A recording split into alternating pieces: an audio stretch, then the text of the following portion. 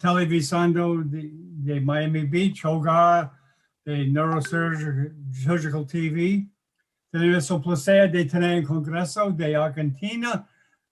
Déjame, la primera presentación es por Héctor Rojas. Amigo viejo, ya he tenido charlas con él hace mucho tiempo y con su compañero también.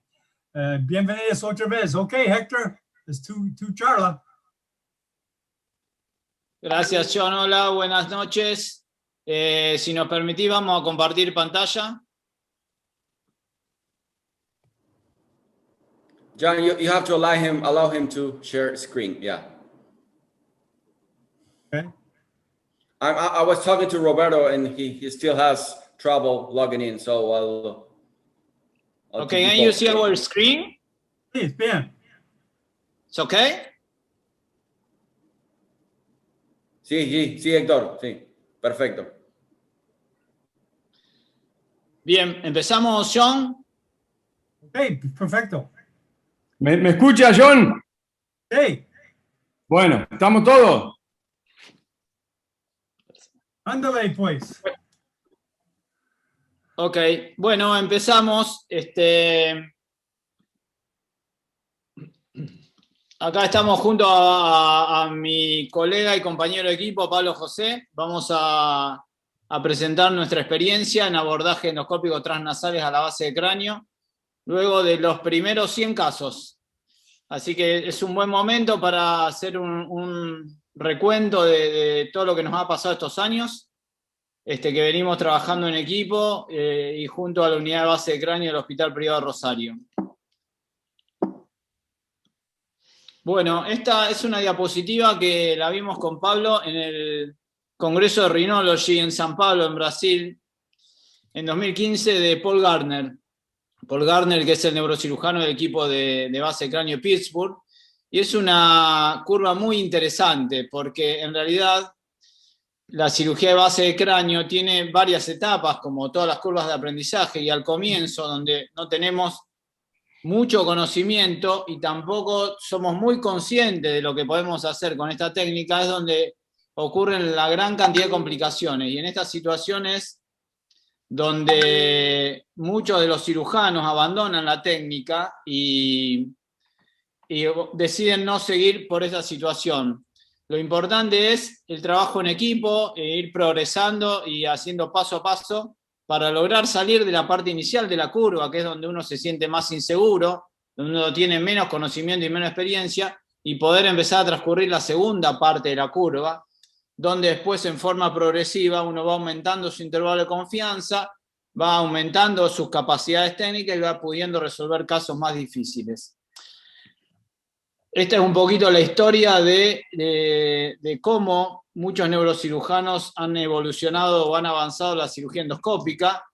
Los chicos más jóvenes quizás directamente no tienen la etapa 1, que es la parte de la técnica microscópica, yo sí.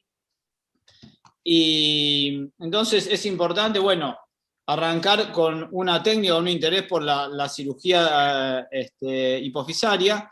Después el punto 2, que es adquirir los conocimientos teóricos, obviamente, como en todas las técnicas quirúrgicas, y es fundamental avanzar en el laboratorio de anatomía en forma endoscópica. Luego armar un equipo base de cráneo, y una vez que uno hizo los 4 primeros pasos, recién ahí uno empieza su carrera como cirujano endoscópico y tiene que recorrer, digamos, todo un camino. Además de recorrer este camino, debemos siempre empezar con casos menos complejos para poder ir adquiriendo ese trabajo en equipo, esa coordinación. Incluso está segmentado los abordajes a base de cráneo en 5 niveles y debemos hacer algo progresivo para también poder evitar las complicaciones y mejorar los resultados. Aquí le vamos a mostrar nuestra experiencia. Luego de los 100 primeros casos fueron 110 procedimientos, ya que tuvimos 10 reintervenciones. Todos fueron abordajes endoscópicos transnasales a la base del cráneo, algunos combinados con abordaje externo, pero la gran mayoría fueron transnasales puros por un mismo equipo quirúrgico. La técnica se denomina 2 cirujanos, 4 manos y binostril o binarinal por las 2 fosas nasales, y esto lo hicimos desde 2011 hasta 2021. En el gráfico de abajo vemos la progresión, donde el primer año hicimos 3 casos, uno el segundo, fuimos avanzando y más o menos actualmente estamos alrededor de los 15 pacientes por año en promedio. De estos 100 pacientes, el rango de edad fue entre 8 y 82 años, el promedio de edad de 45. La mayoría fueron mujeres con un 59% y hombres un 41%. Dentro de las patologías predominan las lesiones celares con 70 casos, 47 fueron macroadenomas, 9 microadenomas, 4 craniofaringiomas, 2 tumores de tallo, 2 metástasis, 2 hiperplasia hipofisaria y hipofisitis, 2 quistes de la bolsa de Rathke y 2 quistes celares. Otras lesiones fueron 19 casos, 5 meningiomas, 2 fibroangiomas nasofaringios juveniles, 2 sarcoma de Ewing, 2 osteomas, 2 displasias fibrosas, un esthesioneuroblastoma y otros que fue un tumor de Moyes, osteosarcoma, un carcinoma diferenciado, papiloma invertido y una sospecha de líquido cefalorraquídeo postquirúrgica que finalmente no lo fue. Eso son 5 casos más y suman los casos más importantes. Después tuvimos 4 fístulas de líquido cefalorraquídeo con 3 reintervenciones, lesiones inflamatorias, 2 sinusitis, un absceso, un síndrome de Grisel, 4 casos en total, y 3 meningoceles. El esthesioneuroblastoma es un solo caso que tuvo 3 reintervenciones. Este era un paciente que había sido operado 4 veces previamente a nuestra primera intervención, llevaba 30 años de evolución con su patología. Hicimos una buena resección, pero a pesar de eso recidivó y lo volvimos a operar 2 veces más. Actualmente está en seguimiento y sabemos que muy probablemente vaya a tener una recidiva de su patología. Esta es la totalidad de los casos que tuvimos actualmente. Dentro de la patología celular tuvimos 47 macroadenomas, 33 fueron no funcionantes, 14 funcionantes, el rango de tamaño fue de 10 a 60 milímetros. Aquí vemos los 33 no funcionantes, 9 productores de hormona de crecimiento, 3 productores de prolactina. Uno de estos era un prolactinoma invasor y 2 fueron refractarios a tratamiento por los cuales se indicó la cirugía, un productor de ACTH y un tirotrofinoma.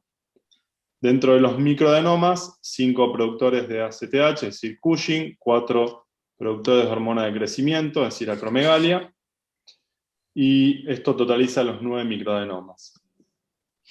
Vamos a empezar a ver algunos casos. Como dijimos, inicialmente hicimos casos menos complejos, la fístula de líquido cefalorraquídeo espontánea, que vamos a mostrar a continuación, fue uno de ellos. Una paciente de sexo femenino con rinorraquia espontánea, de alto débito de 3 meses de evolución, sin otra patología. Vemos el defecto óseo de la base del cráneo y vemos esa procidencia a nivel de partes blandas, lo mismo a este nivel, en la fosa cribos izquierda. Colocamos fluoresceína por punción lumbar previa a la cirugía y vemos en la fosa cribosa, este es el septum nasal, cornete medio del lado izquierdo, y vemos cómo late esa zona y cómo se ve también por translucencia el líquido cefalorraquídeo con fluoresceína.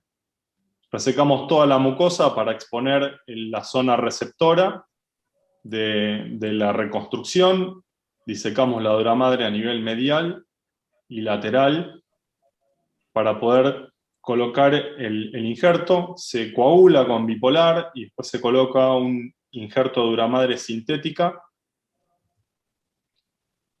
Inlay primero, fíjense que ahí ya no pierde más líquido, y overlay después. Y por tratarse de una fístula de alto débito y de un tamaño de 10 milímetros, decidimos también colocar un flap nasoseptal izquierdo. Vemos la reconstrucción completa no filtra nada de líquido cefalorraquídeo. Por eso también es útil la fluoresceína, no solamente para detectar el sitio, sino también para ver que el cierre es hermético después. Y aquí estamos colocando cola de ferina para terminar con el sellado. Tuvo una muy buena evolución, lleva 5 años operada, no tuvo más pérdida de líquido cefalorraquídeo.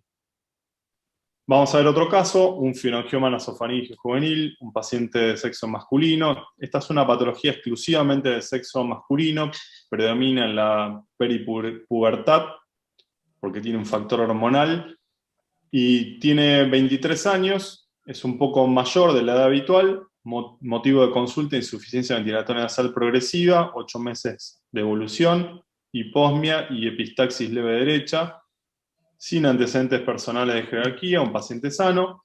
Vemos en la resonancia, en los cortes coronales, una lesión que ocupa cavum, totalmente cavum, con extensión hacia caudal, prácticamente abombado el paladar blando.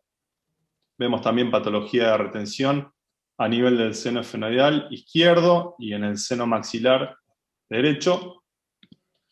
Y en los cortes axiales también, la patología de retención, vemos a nivel etmoidal posterior y esfenoidal, y en la fosa nasal también, la ocupación por la lesión con densidad de partes blandas. En este corte sagital se ve cómo empuja en la fosa cribosa sin invadir, fíjense cómo se ve la dura madre, bien hiperintensa, y también a nivel del plano esfenoidal, como hay una prosidencia de la lesión sin invadir. Generalmente son lesiones extradurales. Vemos la cirugía, fosa nasal derecha, este es el cornete inferior, septum nasal.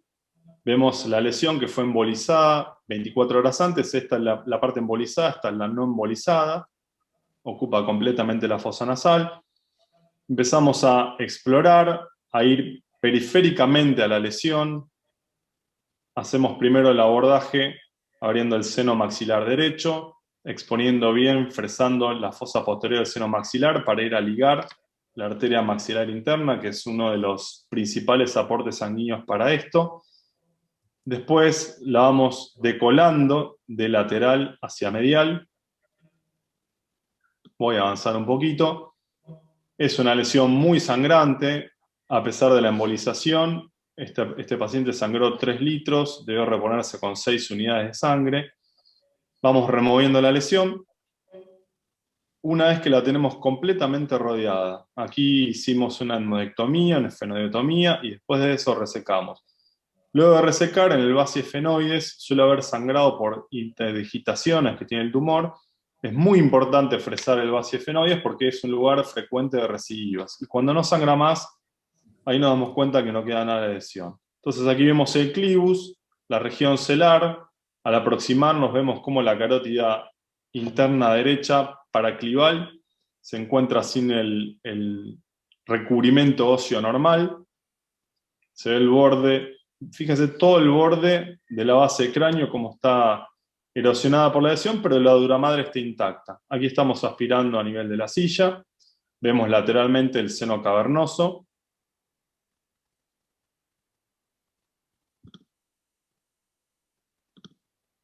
Vamos a ver con una óptica de 45 los dos nervios ópticos, el quiasma, se veía el planum en la imagen anterior, recesos carótico-ópticos y las imágenes posoperatorias en los cortes sagitales, cómo se resecó completamente la lesión y cómo esa impronta que tenía en los gyrus rectos del seno frontal se vuelven a normalizar en su posición. Lo mismo en los cortes axiales, vemos la ausencia de lesión, el cavum libre, el modes posterior y la ausencia de parte posterior del septum que estaba involucrado por la lesión. Bien, ahora vamos a presentar algunos adenomas de hipófisis. Este es un microadenoma productor de ACTH, o sea, es decir, de enfermedad de Cushing. Perdón. Es interesante ver los microadenomas, la enfermedad de Cushing, generalmente por la disposición fisiológica de las células son centrales. Y el Cushing, como es muy sintomático, generalmente se diagnostica antes de alcanzar tamaños más importantes, entonces la mayoría son microadenomas. Ahí se ve, se ve toda la glándula en un corte coronal con contraste, donde la glándula se pinta antes que el tumor y se ve un área de falta de tinción con gadolinio, donde el central se ve tanto en línea media como gas basal anterior en el corte sagital. Cuando hacemos el abordaje, hacemos un abordaje reglado, transnasal, en este caso puramente transcelar, vamos a hacer una craniotomía celar, siempre es importante hacer una exposición amplia, que vaya más amplia de la patología, abrir la dura madre, ya no lo hacemos más en cruz como al principio, sino que hacemos una apertura generalmente en colgajo, y ahí vamos a disecar la parte medial e inferior de la glándula, donde encontramos el microadenoma. Vamos a resecar ahora con unas pinzas pituitarias. Y es muy importante en esta patología funcional, el Cushing, acromegalia, hacer una revisión exhaustiva del lecho quirúrgico para evitar cualquier resto celular. Fíjense acá cómo quedó la forma de la resección completa y cómo la glándula quedó preservada. Todo esto que ustedes ven es la glándula. Este es el cierre de la cirugía. Acá van a ver en el control, en la imagen preoperatoria, la correlación. Qué buena que es la correlación imagenológica con la cirugía. Esta es la imagen previa y este es el hallazgo quirúrgico. La paciente evolucionó en forma satisfactoria. Obviamente es una cirugía que requiere muy poco postoperatorio, son 48 horas de postoperatorio, prácticamente no hay manipulación de la hipófisis, por lo tanto no hay trastornos de diuresis y el riesgo de fístula es ínfimo. La paciente tiene una evolución satisfactoria, nunca más recibió de su enfermedad de Cushing. Ahora vamos a presentar un macroadenoma ya no funcionante, pero con una resección pericapsular. Ya sabemos desde hace mucho tiempo que la pseudocápsula de los tumores, que es un tejido que se genera por compresión entre el plano del tumor y la glándula, tiene células tumorales, o sea, ya se encuentran células, ya hay registro de que en los estudios anatomopatológicos se encuentran células en la pseudocápsula. Por lo tanto, siempre que podamos hacer una resección por este plano, disminuimos las posibilidades de recidiva, y esto es especialmente importante en los tumores funcionantes. Este no era el caso un funcionante, pero sí es un macroadenoma de hipófisis, donde siempre intentamos hacer la resección peripseudocapsular. Es muy importante verla siempre antes de la cirugía, ver dónde está la hipófisis. Acá lo ven que está el tallo lateralizado a la derecha y la hipófisis está arriba. Se ve acá un aumento de la captación de gadolinio, que es lo que representa la glándula hipófisis. Entonces, cuando estamos en la cirugía, lo primero que vamos a hacer es tratar de ir por plano sano. Acá buscamos la glándula ahí arriba, que es esta zona amarilla que se ve, y enseguida vamos a identificar el tallo. Eso ya nos permite rápidamente localizar la glándula, que es donde suponíamos arriba y a la derecha del paciente, a la izquierda nuestra en el campo quirúrgico, y estamos haciendo ahí la disección de la hipófisis, esto que se ve con H, del resto del tumor. Hacemos una disección todo por el plano peripseudocapsular, estamos despegándolo acá de la pared lateral del seno cavernoso, acá del piso de la silla turca, y una vez que hicimos una disección de los 360 grados, hacemos la resección en bloque de la lesión. Como les dije antes, fíjense, acá se ve toda la pseudocápsula, que no siempre es constante, y que esto es fundamental tratar de hacer en todas las cirugías, porque es lo que está demostrado más disminuye las posibilidades de recidiva. Acá vemos el control postoperatorio, donde se ve la glándula arriba a la derecha, y la zona de resección, como se ve acá en el sagital, el tallo, la preservación de la glándula y la zona de resección por debajo de la hipófisis. Y acá vemos un caso de acromegalia. Las acromegalias es muy importante, como ustedes saben, la resección completa, un paciente masculino de 31 años, que tiene como cuadro clínico un aumento de tamaño de las manos y prognatismo de 2 años de evolución. El laboratorio prequirúrgico fue una GH, una hormona de crecimiento de 28 para un valor normal de 3, y una IGF-1 de 1325 para un valor normal de 300 aproximadamente. En la resonancia preoperatoria se ve la glándula, y como la mayoría de los tumores productores de hormona del crecimiento, que son basales y laterales, al contrario de los Cushing, que son centrales, vemos que tiene una masa que está por debajo erosionando el piso de la silla. Acá se ve en el sagital como erosionó todo el piso de la silla y prácticamente invadió el seno esfenoidal. Y acá vemos los controles, el control postoperatorio, donde vemos, este es el prequirúrgico con toda la lesión y el postquirúrgico ya con la resección completa, acá lo mismo en el sagital, con diagnóstico anatomopatológico de adenoma, una inmunistoquímica positiva para GH y una hormona de crecimiento al día 3 de 1.6. Siempre es importante el seguimiento inicial de los tumores que producen acromegalías, se hace con hormona de crecimiento porque la IGF-1, que es la hormona, digamos, efectiva final, la efectora final, que se metaboliza en el hígado, puede tardar hasta 8 meses en bajar. Entonces siempre el control postoperatorio, por lo menos inmediato, se realiza con la GH. Un valor menor de 3 tiene altas posibilidades de curación definitiva. Vamos a ver ahora una lesión un poco más extensa. Como dijimos antes, escalonadamente fuimos haciendo casos más complejos. Este es un macroadenoma con invasión del seno cavernoso izquierdo.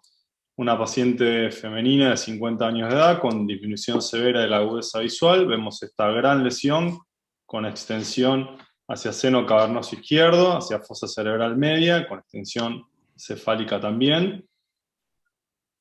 En el plano sagital vemos como toda la carótida está englobada y vemos también esa extensión hacia arriba con compresión y desplazamiento del quiasma, lo cual producía el déficit visual. Aquí el fondo de ojo, con una pérdida total de la visión, tenía muy poco resto del lado derecho, motilidad ocular conservada, no tenía síntomas o signos de compresión o lesión del seno cavernoso izquierdo.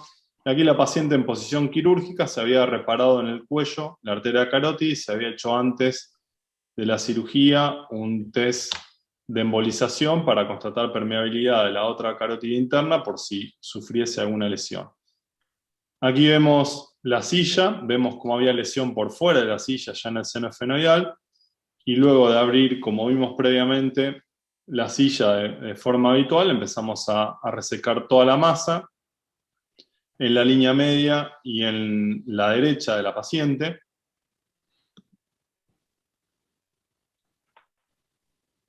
Una vez que resecamos la lesión, voy a retroceder un poquito.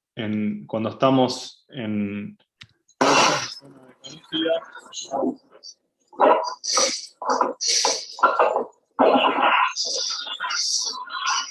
se escuchan los latidos del Doppler, buscamos la arteria carótida, y como en otras áreas, para apoyar el Doppler no la podemos escuchar. Esta es la misma imagen intraoperatoria, endoscópica, de lo que estábamos viendo recién. En este caso, como no sabemos el lugar exacto, estaba rodeada de tumor, no sabemos el lado exacto donde íbamos a estar la carótida, nos resulta muy útil el Doppler intraoperatorio. Aquí estamos abriendo el plano en esfenoidal, ligando el seno intercavernoso superior para acceder a la parte más alta de la lesión. Vemos aquí el aracnoides, la salida de líquido cefalorraquídeo, y una vez que resecamos lesión se empieza a ver más intensamente el latido transmitido. Vemos el lado derecho, como resecamos la lesión, se veía el seno cavernoso, ahí se ve el quiasma. Nuevamente chequeando posición de carótida, ya para abordar la lesión que se extendía hacia el seno cavernoso. Y empezamos a resecar la lesión más lateral.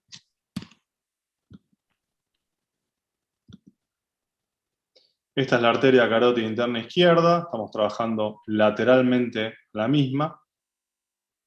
Y en este caso tuvimos tumor que salía fácilmente al aspirar y teníamos lesión que estaba más adherida. Como no tenía ningún compromiso de nervios del seno cavernoso, lo que nos costaba más trabajo sacar, decidimos no continuar para no generar ningún déficit que la paciente no tenía en el preoperatorio.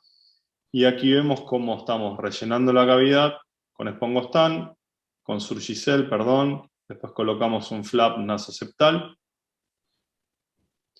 Y esta es la reconstrucción que hacemos habitualmente. Vemos en el postoperatorio inmediato la gran resección de la lesión, la carótida, y vemos que quedó algo de lesión en el lado izquierdo de la paciente.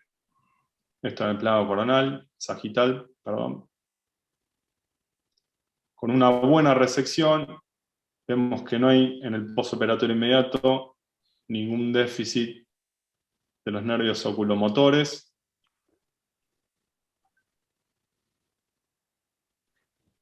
Y en el postoperatorio, a 3 meses, vemos los controles de la agudeza visual. Recuerden que tenía una amaurosis con un pequeño campo de visión en el lado derecho. La recuperación muy buena, la lesión residual, pero en este caso balanceamos que teníamos una paciente joven, sin lesión de pares craneanos y con déficit importante de la visión.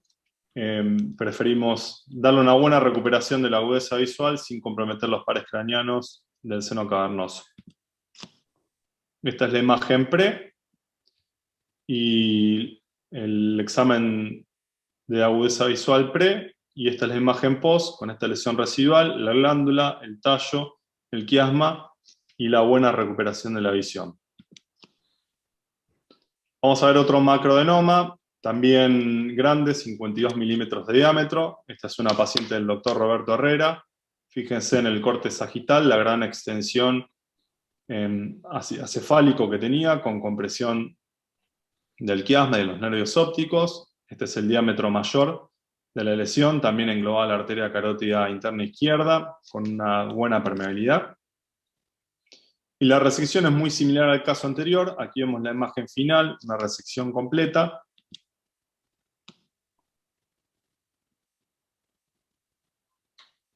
Vemos el dorso celar, el seno cavernoso derecho, seno cavernoso izquierdo, el techo de la silla, y la imagen pre y post. Tuvo una recuperación parcial de la agudeza visual, porque esta es una paciente del sur de nuestro país que llevaba bastante tiempo con la lesión. Bien, ahora seguimos avanzando en la complejidad de los casos. Vamos a presentar un paciente masculino, es un paciente del doctor Ledesma, de 14 años, con signos clínicos de panhipopituitarismo, obesidad y hipogonadismo, que tenía previamente una cirugía por vía transcraniana. Esta era la lesión antes de la cirugía transcraniana, y esta era un pequeño resto que había quedado. Se decidió intentar hacer la resección por vía endoscópica transnasal de ese resto. Acá se ve fíjense la craniotomía. Esto es el planum, transplanum, esto es el tubérculo, es una craniotomía transplanum, transtubérculo, transcelar. Acá se ve muy bien la anatomía ósea de los nervios ópticos derecho, el seso carótido óptico derecho, la arteria carótida. Esto ya es la parte del clivus. Y ahí vemos cómo estamos abriendo la dura madre.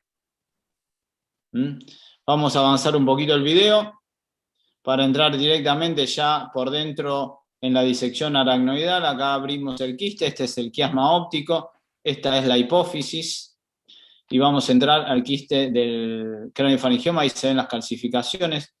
Esto que ustedes ven a la izquierda es la carótida interna izquierda. Este es el nervio óptico, y vamos a empezar a hacer una disección de la misma forma que lo hacemos por vía transcraniana, una disección microquirúrgica. O sea, hacemos pequeñas maniobras y maniobras muy delicadas de tracción suave, y es muy importante que sea una disección, digamos, con corte, para evitar traccionar y poder lesionar la estructura. Ahí fíjense, esa es la arteria basilar, esa es la arteria aica, estamos frente a la protuberancia. Esta es la arteria comunicante posterior izquierda, y estamos disecando el quiste de la parte derecha del lecho quirúrgico. Vamos a avanzar un poquito el video para ver. Ahí estamos disecándolo, despegándolo de las estructuras de la parte derecha. Y ahora vamos a hacer la resección de la lesión y finalmente ver el lecho quirúrgico limpio. Ahí estamos extrayendo la lesión por completo. Y acá vamos a ver una imagen final donde se observa todo la craniotomía, y cuando nos introducimos hacia adentro vemos el quiasma óptico, las dos arterias comunicantes, cerebrales anteriores, la hipófisis, el tallo había sido seccionado en la primera cirugía, la arteria carótida y la arteria comunicante posterior, y que era una resección completa sin ningún resto tumoral.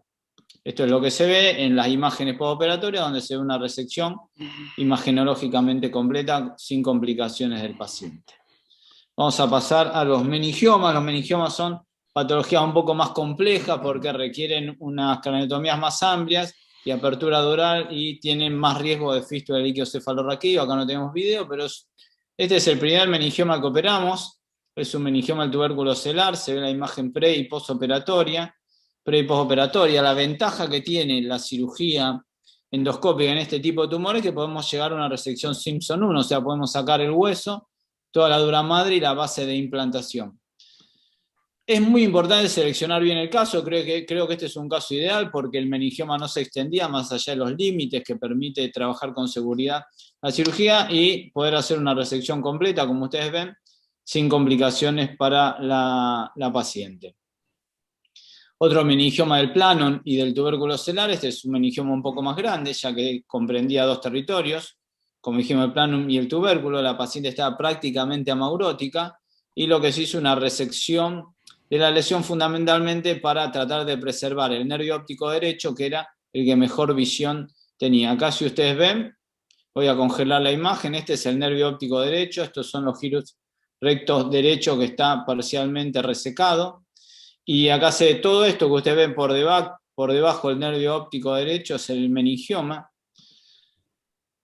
Esto que está acá abajo es la glándula, la hipófisis, y ahora van a ver cómo podemos hacer una disección y descomprimir totalmente el nervio óptico. Ahí se ve cómo se puede sacar el meningioma que estaba levantando el nervio, y finalmente ver el lecho final donde vemos el nervio óptico derecho descomprimido. Esta es la hipófisis, este es el tallo hipofisario, esta es la arteria A1 y de derecha, A2 derecha, A1 izquierda, A2 izquierda, y al final del video vamos a ver sobre este lado el nervio óptico izquierdo. En este caso estamos trabajando con una óptica de 45 grados, que es una de las ventajas que tiene la cirugía endoscópica, es el poder mirar a la vuelta de la esquina o poder mirar a zonas laterales donde la visión recta del microscopio no nos permite llegar. Ahora vemos, este es el control postoperatorio, esta es la imagen preoperatoria, el control post, y la imagen preoperatoria en el sagital y el control postoperatorio. Este es un caso de un meningioma de fosa posterior. Es una paciente de sexo femenino con una alteración severa de la estabilidad. Vemos en el corte sagital y en el corte coronal una gran lesión que comprime el tronco en la fosa posterior y tiene una extensión hacia el lado lateral izquierdo. Lo mismo vemos en estos cortes axiales. En este caso, nosotros nos planteamos, y le planteamos a la paciente también, hacer un abordaje externo versus un abordaje endoscópico. El problema del abordaje externo era la lesión de los pares craneales bajos con todas las consecuencias que eso tiene. Entonces decidimos hacer una descompresión de la lesión, pero sin ir por fuera, sin ir extracapsularmente, para no generar tampoco en nosotros ningún tipo de riesgo. Esto es en quirófano como trabajamos habitualmente, neurocirujano y otorrino, uno al lado de otros, con un monitor conectado a la cámara y un monitor con el neuronavegador. Vamos a ver la cirugía. Este es un abordaje del clivus medio. Aquí tenemos la silla por arriba, arteria carótida interna derecha e izquierda. Estas son las trompas de Eustaquio. Vemos como ya resecamos el hueso. Tiene la zona de clivus una cortical externa, una cortical interna, y en el medio tiene toda una capa medular que sangra mucho, tiene muchos lagos venosos. Entonces vamos haciendo hemostasia, en este caso con Surgiflo, y avanzando con el fresado. Voy a avanzar un poquito más el video. Aquí ya estamos intratumoralmente con el cavitador ultrasónico, buscando el límite lateral, y una vez que empezamos a ver salida de líquido cefalorraquídeo, sabemos que ese es nuestro límite. Nuestra intención no es ir por fuera de la cápsula, sino mantenernos adentro del tumor y afinarlo todo lo posible. Además del cavitador con bipolar, siempre buscando y guiándonos por el límite lateral, en este caso la apertura del aracnoides con la salida de líquido. Y aquí empezamos a hacer, luego de resecar la parte central, irnos hacia el lateral izquierdo, donde más se extendía la lesión. Y vemos cómo a medida que sacamos lesión, se va haciendo más evidente el latido transmitido de las estructuras normales.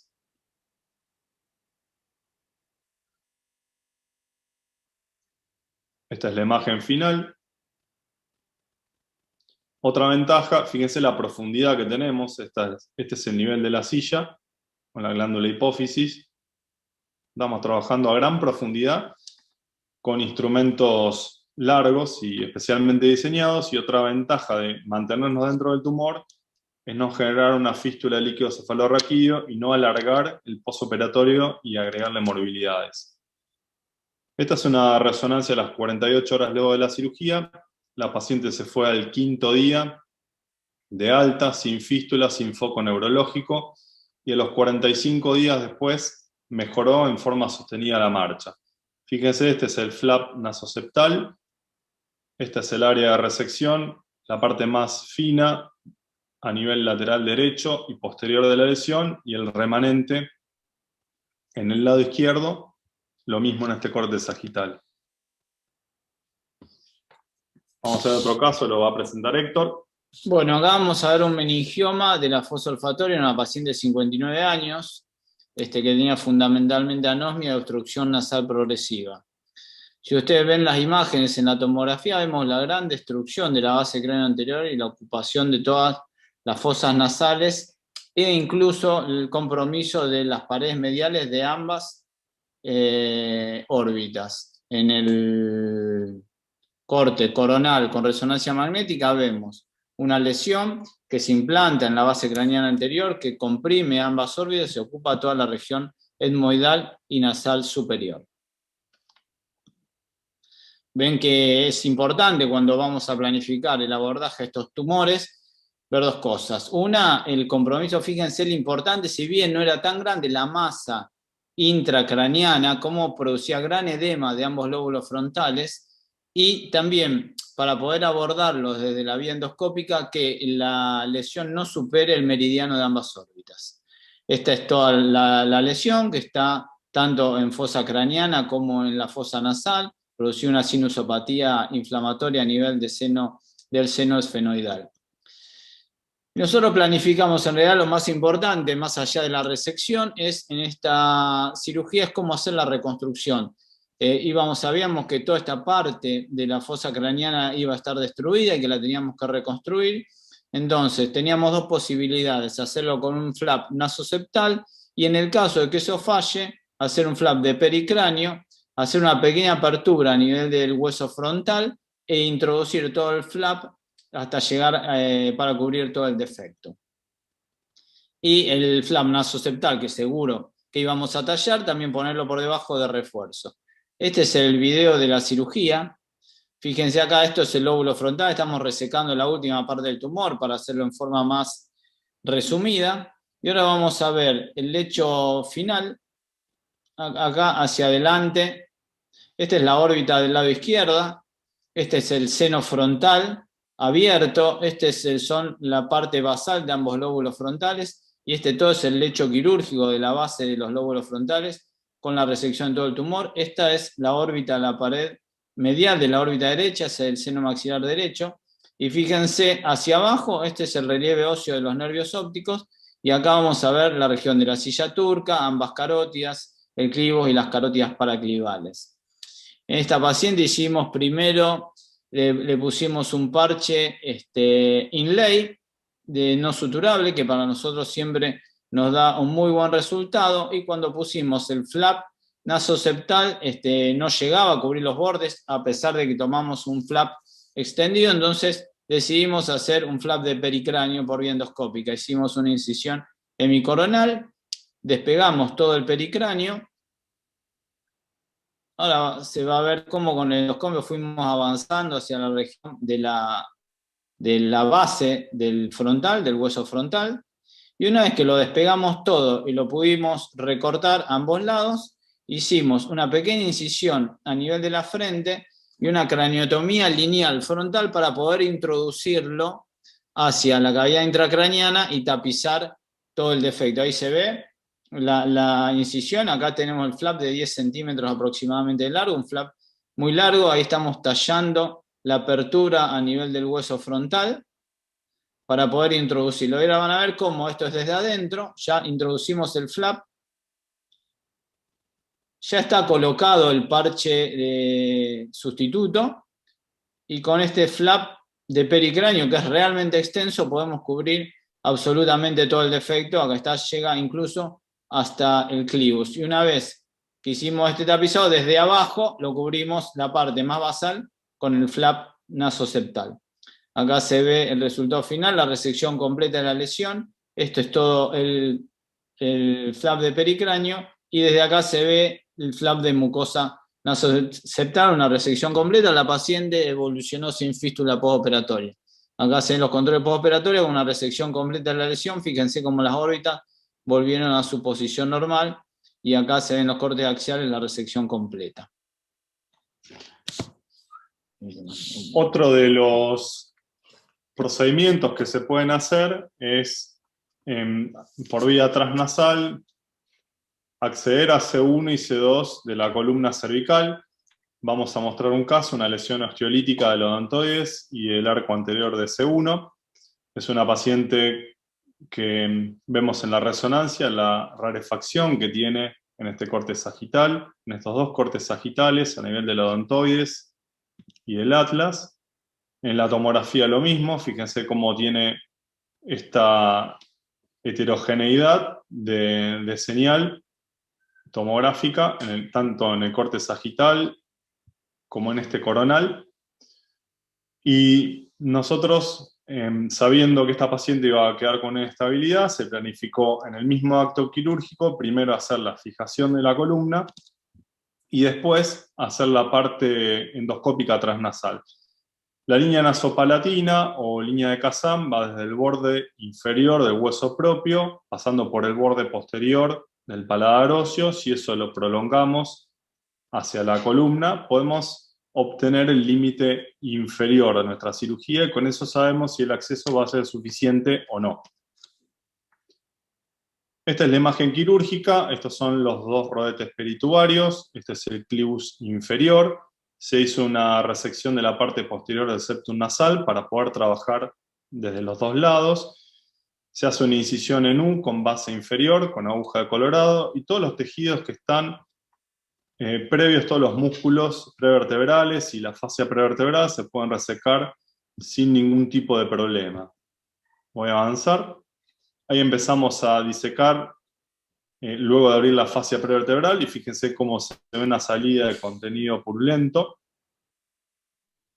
Realmente pensamos que era un proceso infeccioso o alguna enfermedad inflamatoria autoinmune, a pesar de que los laboratorios previos estaban normales. Y fíjense cómo los fragmentos óseos se resecan muy fácilmente. Aquí no hicimos ningún tipo de fractura, ningún tipo de maniobra. Eran simplemente fragmentos de hueso que estaban sueltos, y nosotros no hacíamos más que disecarlos y separarlos. Todo esto se mandó a cultivos, se mandó a anatomía patológica, y todos los resultados fueron negativos. No se aisló ningún germen, y el tejido fue inflamatorio inespecífico. Avanzamos un poco más, resecamos todos esos fragmentos óseos. Y luego, aquí no hay apertura dural, no hay salida de líquido cefalorraquídeo. Es un procedimiento totalmente extracraneano, y por fuera de la columna rellenamos esa cavidad, y es una reconstrucción muy simple. Vemos el posoperatorio, cómo se resecó toda la odontoides y cómo se resecó el segmento del atlas también comprometido. y la paciente con una muy buena posición después de la fijación y con una alta y una excelente evolución. El diagnóstico fue un síndrome de Griscelli idiopático, ya que no encontramos ninguna otra causa en todos los estudios complementarios posteriores. Vamos a revisar ahora un poco nuestra estadística. En estos 100 casos y 110 procedimientos, las complicaciones fueron 7 fístulas de líquido cefalorraquídeo. De estas 7 fístulas, la mayoría se resolvieron en forma intraquirúrgica, solamente una debió ser reintervenida y 3 se resolvieron con drenaje lumbar. De los casos originarios de la fístula, 2 eran meningiomas. Estos meningiomas grandes que vimos no son los casos que mostramos acá, pero sí meningiomas muy grandes. 5 macroadenomas, uno gigante y uno que era un tumor del tallo. 6 pacientes con poliuria, un paciente que tuvo una trombosis venosa profunda y un tromboembolismo pulmonar. 2 pacientes con óbitos, los pacientes que fallecieron en el digamos, no en el intraquirúrgico, sino que fueron operados y durante la internación en el postoperatorio inmediato fallecieron. Uno era un paciente con un carcinoma indiferenciado, había sido operado en otra institución, estaba en terapia en otra institución y después de un mes nos lo derivaron, hicimos una cirugía, pero bueno, el mal estado general del paciente no permitió la supervivencia. Y el otro óbito fue un paciente con un prolactinoma invasor que hizo una infección postquirúrgica y falleció por una meningitis. Y tuvimos también un paciente con un panhipopituitarismo en el postoperatorio. Las complicaciones, mortalidad 2%, esos 2 casos que les conté recién de los 100, 7% de fístulas líquido cefalorraquídeo, 3 resolvieron con drenaje lumbar, 2 debieron reintervenirse. Esto fue durante la internación, una a las 48 horas y otra al 5.º día. 6% de poliuria, solo un caso fue permanente, las otras se resolvieron. Un 1% panhipopituitarismo, 1% trombosis venosa profunda y tromboembolismo pulmonar, 0% meningitis. Las ventajas de la cirugía endoscópica son una mejor visualización e iluminación, la posibilidad de la visión lateral con ópticas anguladas de 30, 45, 70 y hasta 115 grados, reducción del tiempo de hospitalización, ya que son técnicas mínimamente invasivas, aumento de grado de resección, si vemos mejor y si podemos llegar a rincones donde por otras técnicas no se puede, vamos a mejorar también los resultados. Esto hay que aclarar que para ciertas lesiones, hay lesiones que son centrales y que con cualquiera de las 2 técnicas, tanto la microquirúrgica habitual como la endoscópica, los resultados son iguales.